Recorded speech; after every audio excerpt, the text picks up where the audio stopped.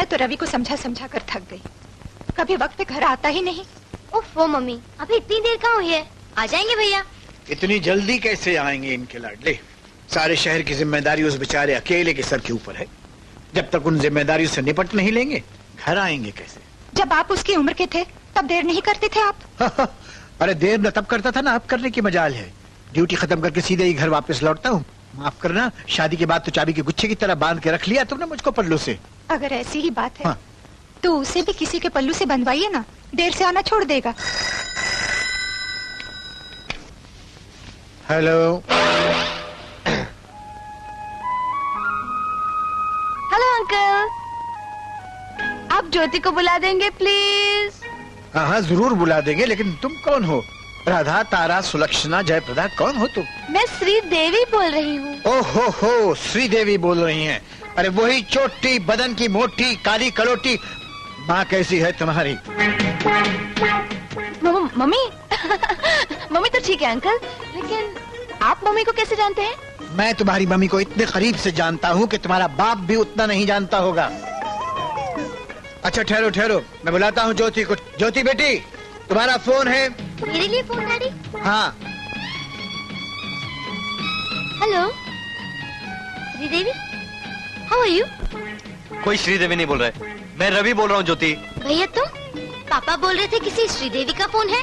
अच्छा अच्छा वो सब ठीक है, पहले ये बता तेरी कोई सहेली का नाम श्रीदेवी है? हाँ बिल्कुल है। उसकी माँ कौन है? तुम्हें उससे मतलब? मुझे उससे कोई मतलब नहीं ज्योति, लेकिन मुझे ये लग रहा है कि बब्बर शेर का श्रीदेवी की माँ के साथ संबंध जरूर है। हो सकता है। पापा कह रहे थे कि जवानी में उनकी बहुत सारी गर्लफ्रेंड्स थी। अरे सुन रहे हो ना भैया, लाइन कटने लगी थी। चिल्ला क्यों रही है? अगर माँ ने सुन लिया तो अनर्थ हो जाएगा। अच्छा ये बता, बब्बर शेर साहब अपने पिंजरे में बंद हैं या नीचे जंगल, मेरा मतलब है हॉल में टहल रहे हैं? नहीं, खूब डट कर खाना खाया, 5-6 बार शेर की तरह घुर रहा है और फिर फाइल लेकर ऊपर चले गए। इसका मतलब ये है कि नीचे का मैदान साफ है, खाली है? देखो ज्योति, मैं थोड़ी देर में घर आ रहा हूँ। मगर मेरे आने से पहले बब्बर शेर नीचे तो नहीं आएगा ना? तुम आ जाओ ना, पर जरा जल्दी आना। माँ ने आज तुम्हारे लिए चिकन बिरयानी, मटन कोरमा, खिचड़ी पुलाव बनाया है। आज मैं तुम्हें अपने हाथों से खाना खिलाऊंगी भैया। वाह, ये तो सुनकर मेरे मुंह से पानी टपकने लगा है। देखो ज्योति, मैं अभी आता हूँ। Okay bye. आज मैं इसकी चिकन बिरयानी नहीं मटन कोरमा बनाऊंगा। पिताजी पिताजी पिताजी पिताजी, हम ये मानते हैं कि समाज को आपकी सेवा की सख्त जरूरत है, मगर आप ये क्यों भूलते हैं कि समाज को आपकी सेहत की भी जरूरत है? चलिए खाना खाइए। My name is Anthony Gonsalves. अरे आप लोग मेरा इंतजार कर रहे हैं? Good, very good. ज्योति, वो बब्बर शेर साहब सो गए क्या? अरे नहीं भी सोए तो क्या, कौन डरता है उनसे? उनके दांतों में इतनी ताकत कहां कि ये फौलादी गोश्त चबा सके। उनकी बत्ती सी मकई के दानों की तरह उखड़कर गिर जाएगी। माँ, अगर वो शेर है तो मैं शेर का बेटा हूँ। Good morning daddy. Good evening daddy. आप अभी तक सोए नहीं? कैसे सो जाते? अभी तो अपने हाथों से तुमको चिकन बिरयानी और वो मटर कोरमा, खिचड़ी पुलाव, वो सब खिलाना बाकी है ना? खिचड़ी पुलाव? जी। I am sorry dad. इसका मतलब फोन पर आप बोल रहे थे? बोल रहा था नहीं, मैं बोल रही थी। वो जो टेलीफोन पर आप समझ रहे थे कि आपकी छोटी बहन है, वो आपकी बहन नहीं थी, वो मैं था। आप थे? जी हाँ। Fantastic dad, you great dad. Dad नहीं डैड, एक बात कहूं, अगर आप कलेक्टर की जगह फिल्म एक्टर होते ना, तो पूरे फिल्म इंडस्ट्री के हीरोज के भजिए भिगवाते। Stop this nonsense. मस्का मत लगाओ मुझको। भजिए भिगवा देते? मैं पहले तुम्हारे पकौड़े तो तल लूं अच्छी तरह से। इधर आओ मेरे सामने। ये बताओ मुझे, राम प्रसाद क्या जो झगड़ा हो रहा था उसमें टांग अड़ाने के लिए तुम क्यों गए थे? वो राम प्रसाद अंकल का लड़का है ना? हाँ। वो मेरा दोस्त है। कई गुंडे उसके पिताजी को मार रहे थे और मारते ही जा रहे थे।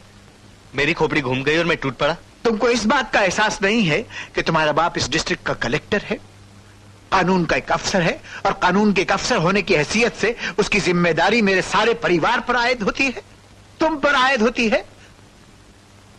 और जब तुम उस कानून को अपने हाथ में लेते हो तो उस कानून को तोड़ते हो तुम। आप मुझे गलत समझ रहे हैं डैडी, मेरे कहने का मतलब ये नहीं था। तुम जो कहते हो ना उस पर नहीं, जो तुम लोग करते हो उस पर एतराज है। ये बात अपने जहन में अच्छी तरह बिठा लो रवि। चाहे कोई भी हो, वो रईस हो या कोई मिनिस्टर हो, कोई सरकारी अफसर हो, कोई गुंडा हो, तुम हो या मैं हूं, जो कोई भी कानून को अपने हाथ में लेगा वो मुजरिम ठहराया जाएगा। जिन कामों से मैं तुम्हें मना करता हूं उनके न करने में तुम्हारा फायदा है, और उनके करने में तुम्हारा इतना भयंकर नुकसान हो सकता है कि जिंदगी भर उसका उपाय नहीं।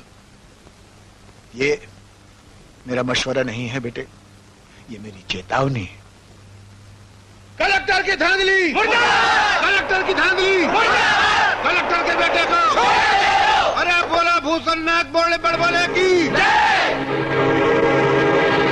भूषणनाथ बड़बोले की। इंस्पेक्टर। Yes sir. ये जो उनका लीडर नारे लगा रहा है ना सर, उसे अकेले मेरे पास अंदर भेज दो। Yes sir. कलेक्टर के बेटे को। Stop it. ठहरो, कहा है? कलेक्टर साहब तुमसे बात करना चाहते हैं। ऐसा? देखा, भूषण के भाषण से कलेक्टर का पूरा कमीशन डर गया। ठहरो, हम जरा टाक करके आता हूँ, रास्ता छोड़ो। हाँ, क्यों महाशय, ये बाहर सब नाटक तमाशा किस लिए हो रहा? नाटक तमाशा नहीं साहब, हम इलाके का लीडर हूँ। हमारा नाम है भूषणनाथ बड़बोले। हमने छोकरे लोग को बिना कोई गलती, बिना कोई मिस्टेक के उठाई के अंदर पटक दिया है। वो बेचारे पीरेस में अखबार खरीदने को गए थे, वहाँ क्रिकेट बॉल की तरह उनकी पिटाई कर डाली। हम इस जुल्म के खिलाफ आवाज उठाने को आया हूँ। तुम्हारे इस चेहरे से साफ जाहिर होता है कि लीडर नहीं, किराए के टट्टू हो तुम। आए? किराए के टट्टू। और बाहर ये जो जिंदा मुर्दाबाद का तमाशा हो रहा है ये तुम्हारा पेशा है, इसी की रोटियां खाते हो तुम। तुम्हारे लड़के उस प्रेस में अखबार खरीदने नहीं गए थे, उस अखबार के एडिटर के खिलाफ दंगा करने गए थे। इसलिए कि वो एडिटर शहर के लुच्चे, बदमाश, सब गैर कानूनी धंधा करने वालों के खिलाफ बेधड़क लिखता है। अरे तो लिखता होगा, हमसे क्या लेना देना है? हम तो बहुत शरीफ आदमी हूँ। और हम क्या है मालूम? RDU मतलब रिक्शा ड्राइवर यूनियन का लीडर हूँ।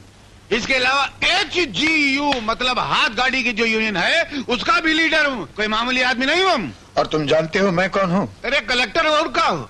हमारे जो तेरे पोरा ठोली थोड़ी ना है तुम्हारे पास। इस जिले का हर दरख्त, हर खेत, हर रास्ता, सड़क पर चलता फिरता हर आदमी, तुम जैसा हर उठाई घीरा मेरे पोर्टफोलियो में है। समझे?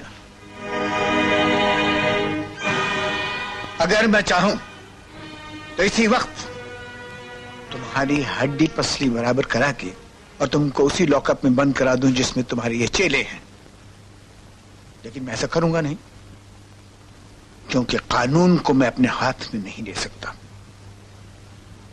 यह बात मेरे उसूल के खिलाफ है। अलबत्ता मैं तुमको एक मशवरा देता हूं कि नौटंकी जो तुम अपने साथ लेकर आए हो यहां बाहर, उसे समेटकर तुम चुपचाप यहां से चले जाओ और इसका 2 लफ्जों में मुझे जवाब दो, चाहते हो या नहीं?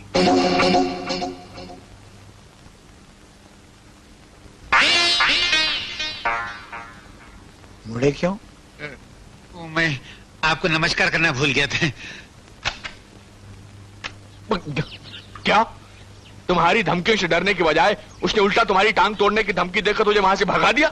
तब तो इस कलेक्टर के बारे में कुछ कब्जे सोचने ही पड़ेंगे। अरे हम एक से एक टार मारने वाला कलेक्टर देखा है, मगर तो हमको ऐसे धिक्कार रहा था जैसे लोग मोहल्ले में बीमार खुजली वाले कुत्ते को धिक्कारते। बहुत अपमान किया हमारा। अरे तुम्हारा तो सिर्फ उसने अपमान ही किया, लेकिन उस कलेक्टर के बच्चे ने तो मेरी दुकान बंद करने का नोटिस ही भेज दिया। अब मैं अपना दुखड़ा किसके पास रहूं? एक बात बताएं? बताओ। आप एक अर्जी लिखो, राजधानी भेजो। ये जो कलेक्टर है सब बिरांडी वालों से रिश्वत लेता है। और हम जैसे गरीब शरीफ देसी दारू वालों की दुकान को ताला लगा रहा है। आइडिया में दम है? दम है। मुझे इंफॉर्मेशन मिला है कि इस आदमी की पहुंच बहुत ऊपर तक है। देखो, ये आदमी इस इलाके में नया नया आया है, इसलिए इसे प्यार के हथियार से मार देना चाहिए। सब मथुरा के कृष्ण कन्हैया की इच्छा है। एक बात बोले साहब, बताओ। ये सब धांधली काय को हो रही है? काय को? अपने इलाके का एमएलए मर गवा है, अब नए एमएलए के लिए बहन इलेक्शन नहीं हुआ है। वो नहीं, कौन सा भाई इलेक्शन? हाँ, भाई इलेक्शन नहीं हुआ तभी धांधली हो रही है। देखो, जल्दबाजी मत करो भूषणनाथ। मुझे फिर इन्फॉर्मेशन मिला है कि इस बार इस इलाके में बाई इलेक्शन हो रहा है और पार्टी तुम लोगों की बिरादरी में से किसी को सीट देने की सोच रही है, और मैंने फैसला किया है कि ये सीट एमएलए की तुमको ही मिलनी चाहिए। अरे भगवान, अरे प्रभु, अरे मालिक, अरे इलो, अरे आप विश्वास करें कि नहीं करें, हम पिछले एक हफ्ते से हर रात सपने में असेंबली देख रहा हूँ। बस एक बार अंदर जाने का चांस मिल जाए। सुबह एमएलए बनने के बाद शाम को कुर्सी छोड़ने को तैयार हूँ, पर एक बार हमको एमएलए बना दीजिए।